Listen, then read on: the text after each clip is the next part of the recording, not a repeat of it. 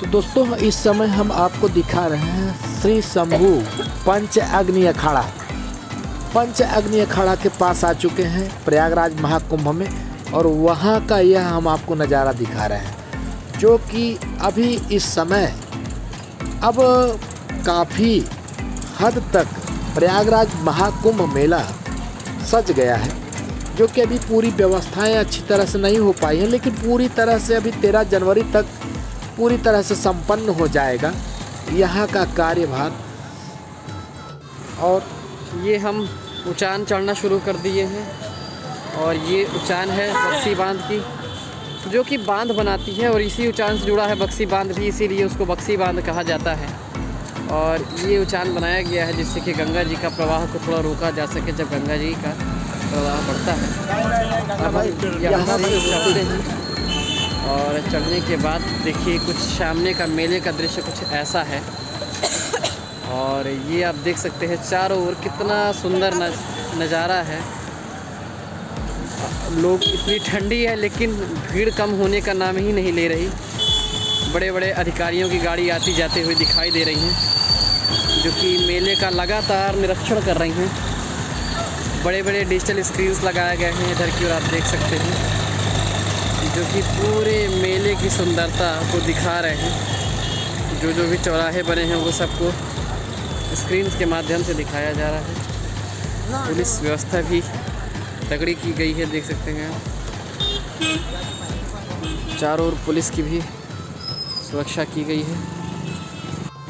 अब हम आपको यह जो दिखा रहे हैं, रोड पर पटरियां पूरी तरह से बिछ चुकी हैं, और यहाँ किनारे लगे जितने भी बाहर के कैंप आए हुए हैं, नागा साधु बाबा, और जो भी बड़े बड़े पंडाल जहाँ पर कथा कीर्तन और भजन का कार्य चलता है, वहाँ का यह पंडाल आपको दिखाया जा रहा है।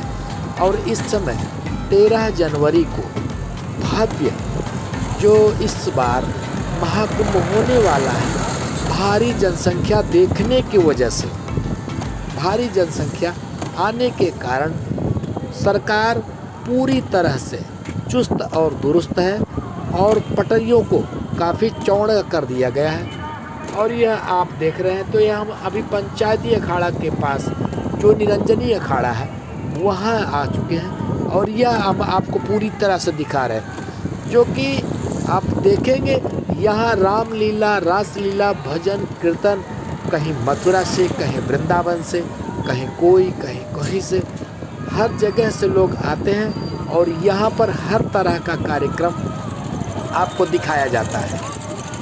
और काफ़ी मात्रा में जो कि यहाँ पर पंडाल लग चुके हैं, और बाहर से भी लोग घूमने आते हैं, और जो अभी तो लोकल के लोग ही आते हैं, लेकिन कुछ अब बाहरी भी आना चालू कर दिए हैं, जो कि माघ मेला प्रयागराज कुंभ घूमने के लिए।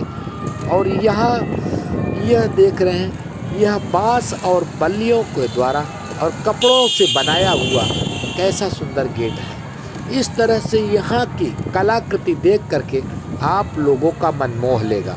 यह प्रयागराज महाकुंभ दूर देश से आने वाले किसी भी व्यक्ति को किसी भी तरह की यहाँ पर परेशानियाँ नहीं होती हैं। खाने पीने के लिए भंडारा और रहने के लिए यहाँ पर व्यवस्था कुछ सरकार द्वारा बनाई गई है, प्लस कुछ टेंट में लोग रहते हैं, और बड़े बड़े जो पंडाल बनाए गए हैं वहाँ पर भी लोग रहते हैं। और यहाँ की व्यवस्था बहुत ही अद्भुत है। यह मान के चलिए कि यहाँ जो भी आता है प्रयागराज संगम महाकुंभ में, जो यहाँ पर आता है वह कभी भूखा नहीं सो सकता है।